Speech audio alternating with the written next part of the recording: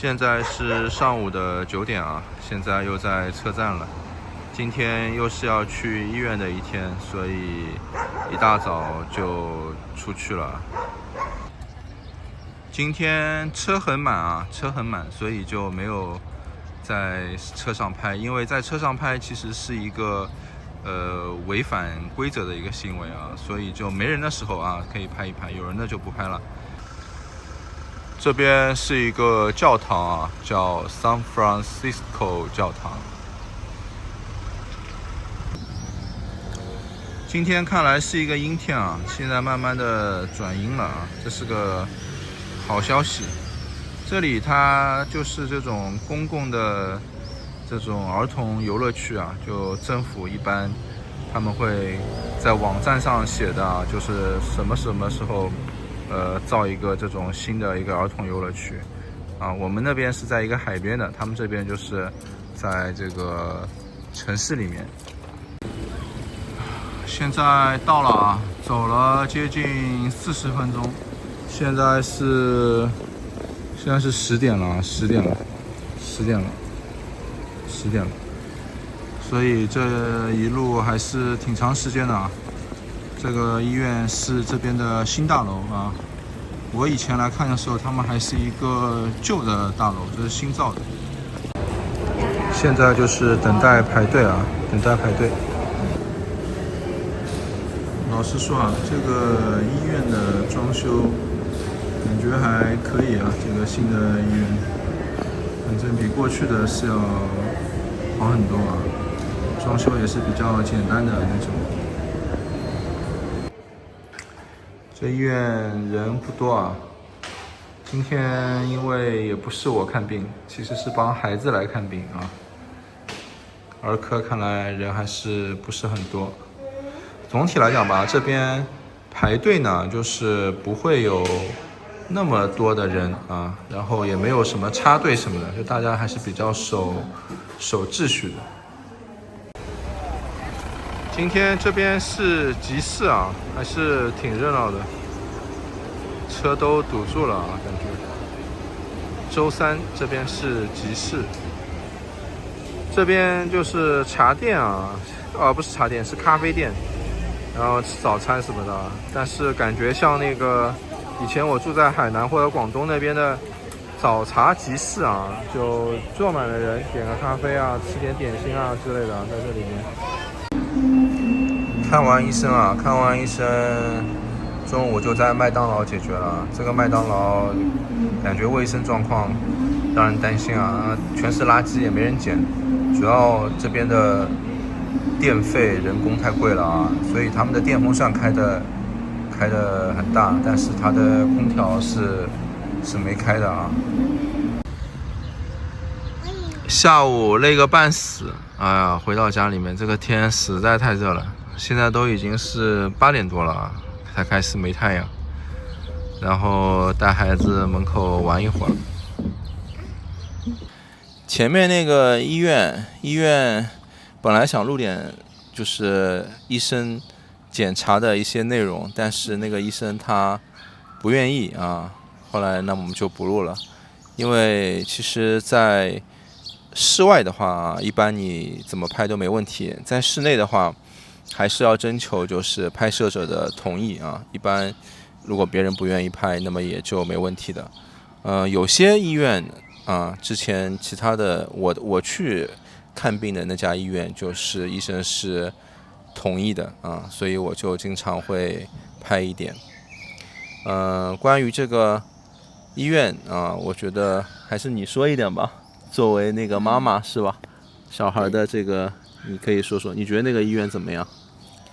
我觉得那个医院就是我总体对他的印象还挺好的，因为我从之前产检到生产嘛，都在那个医院，然后小孩的检查也都在那个医院。但是我感觉呢，就是他们的儿科医生对孩子的态度，我觉得没有那么的热情，你觉得呢？那个医生，你说他是那个俄罗斯人？对对，你觉他的名字是一个俄罗斯的那名字。你觉得是因为他是俄罗斯人，所以他对我们不热情，性格的问题？对，有可能是。因为像我之前接触到的，就是帮助我生产的医生就是西班牙人嘛，我觉得他们普遍好像更有人文关怀的感觉。其实我觉得啊，就是我也想过的，就是儿科医生有可能就是他接触了很多很多小孩嘛。对，就其实我也能理解，因为他们每天要面对很多孩子哭闹嘛，就可能他真的也是很疲惫了。你想那个医生也40-50岁了，对吧？对。如果他年轻的时候刚做医生的时候，可能他有激情。对。到了40-50岁，可能他的激情磨灭了。对对对。但是你说他的那个 CDA 就很好约，是吧？对，他基本你约2天后的 CDA 他就能约到。但还有一个就是西班牙的儿科医生，一个女医生，她的 CDA 就要一般1个月以后，就要等1个月以后才能约到。所以其实这个也是我想的嘛。对。就是虽然这个医生他的西班牙语应该也是像母语级别的啊，对，他的西班牙语很好的。对，但是可能还是就是他是一个外来者，是个移民者，就他就是本地的西班牙人对他的这种认同度，我觉得可能也不一定会那么高，对吧？就是他虽然医术我觉得可能也挺好的，我看他问啊什么的，虽然我西班牙语不好，但是我也感觉他问得很仔细。对，他还是很认真的。对，只是他就是一脸严肃嘛。对。所以这就是外来的移民的一个问题，就你真的即使你也不错，挺优秀的，但是可能本地人他还是情愿更找一个就是那个就他们本地自己的医生。对，就像如果我在上海去看医院，我肯定也想找一个上海人医生，对吧？就你别的什么的，我肯定会觉得沟通起来还是就是本地人，我会觉得更轻松一点，是吧？但是呢，怎么说呢？像现在这种私立的小孩，这种保险它也要600欧一年。对。所以我觉得单次看的话就更贵，如果是就是自费，对吧？对。所以我觉得其实，我昨天看的时候，我也在担忧这个问题，我在思考，你知道吗？我在想，就是，其实小孩，你说从小他才这么小，就给他去看私立医生，是吧？他自己也没有什么，吃过苦啊，也没有一个就是对社会的这种认知啊，是吧？对。就一开始你就给他一个什么私立医生、私立医院，像我们小时候哪有这样的一种待遇，是吧？对。再说我们也不是那种特别富裕的家庭，我就觉得这个其实不见得是对孩子是好的，对吧？他以后成长，我觉得他会对他来讲就是，他突然比如说过了几年，他没有这样的私立的这种服务了，他会不会就觉得他的生活怎么从一开始就往下再降，对吧？你说你就是如果从生活就从低往上是很容易的。对，是很容易的，你也能觉得生活就是很好呀，对吧？一天一天在变好。如果你一开始就是给他好的，然后他最后就变得没那么好了，那我觉得其实不是件好事情，是吧？对。但是你说像西班牙他们这种移民的，其实你说非营利移民每年那个生活的要求的这种费用，也就要求你只有大概几万欧元的收入。其实几万欧元的收入，你就完全覆盖私立保险，还有生活上的方方面面。我觉得对，就是孩子来讲，就这点钱，就是说付出这个钱成本的人，并不是能够完全支撑，全部的这种私立医疗的这种收入，对吧？对。就讲得简单一点，就是如果我一年赚几千万，对吧？或者说几百万欧元，那么我觉得他去用私立医疗服务什么，就哪怕别的东西再稍微用得好一点，配套都好一点，这个我觉得是跟得上的。如果你就是一年只有赚几十万，然后你还要全部去花在这个上面，他生活对他未来来讲，他不一定是好事情。就像那个我们昨天去吃麦当劳，那个麦当劳那个店里面的人啊，他们打扫卫生都很脏，那个店卫生工作特别脏啊。然后那个年轻人就是那个叫什么？很多年轻人过来吃，感觉他们是学生吧，应该。对，但是他们像学生。但是里面有一个那个就工作的人，就给我们送餐的那个。对，那个男生。对，那人就是你跟他说话，他完全不搭理你啊。对，我觉得他特别生无可恋。对啊，就他连续给我拿了2次东西，我2次都跟他说谢谢。Gracias，他没有回应。他回都不回，马上人就走了，对吧？觉得他好像很麻木。对，所以我就在想这个问题。虽然麦当劳在这里也不是一个特别好的工作，对吧？对。但是为什么就是他在打这种兼职的零工的时候，他没有那种热情感？像我记得我小的时候，就是我也去麦当劳打过工，我还在我在麦当劳啊、西餐店啊，还有就是那个马路上发传单，让人家做市场调研，我都做过。你很有热情啊！对，那时候我才那个读高中嘛，1小时我记得当时才3块钱人民币，但是我很有热情。就这种热情是什么？就是首先你觉得你自己能赚钱了，对吧？就哪怕1个月赚200块钱，可能去掉车费买瓶水还不够，但是你就觉得你是自己能赚钱了。第二点就是就是因为原来当你是一个学生的时候，日常当中其实别人不太愿意跟你多交流的嘛，就你认识的圈子要不就是学生，要不就是你同龄人吗？对，同龄人，或者是你父母什么亲戚之类的。你突然就是通过工作你能接触到很多人，对，就你那个时候感觉是很兴奋的，对吧？是的。但总的一点我就是觉得这个也是欧洲现在就是这些孩子的问题。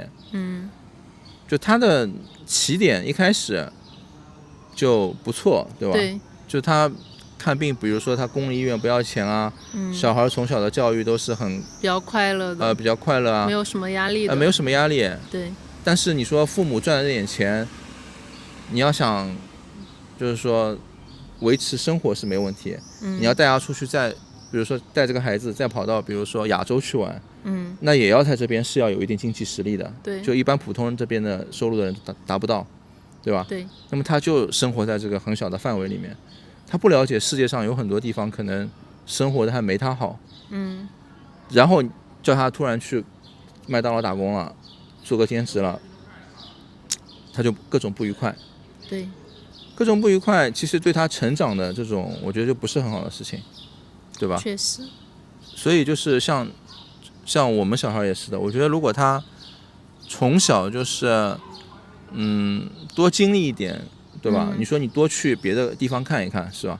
像我就觉得我肯定会愿意带他跑到比如说那个叫什么比如像非洲啊，或者像去亚洲很多地方啊，对吧？那大家多看看，你让他知道这个世界是很大的，有很多很多不同的人生存着，然后生活也不是那么的简易，是吧？对，这样就我觉得就是说他一级一级他觉得这个生活有挑战嘛，对吧？所以就是我觉得这个跟我刚来欧洲的时候想法是不一样的。我刚来欧洲的时候我也觉得就是好像一切都要给孩子很好的，让他有一个什么好的这样的一个环境，即使我自己吃面包不吃面包，我自己吃馒头吃白粥，我也要给他最好的。我现在觉得完全不是这样，我觉得就是中国的或者亚洲人的那种吃苦耐劳的那种精神，从就是过去多从长辈身上学一点，学习那些老一辈的那种吃苦耐劳的精神，我觉得这个东西也是很有道理的，对吧？对。所以就是虽然带孩子去看私立医疗，或者有时候去各种好的这种地方，但我心里面其实也高兴不起来。对，就一是真的我没有这样的经济实力，就算有这样的经济实力，那你说孩子从小他就一直这样的，我觉得好像各种都是很好的，他这种就他的人生的这种体验，我觉得就不完美啊，是吧？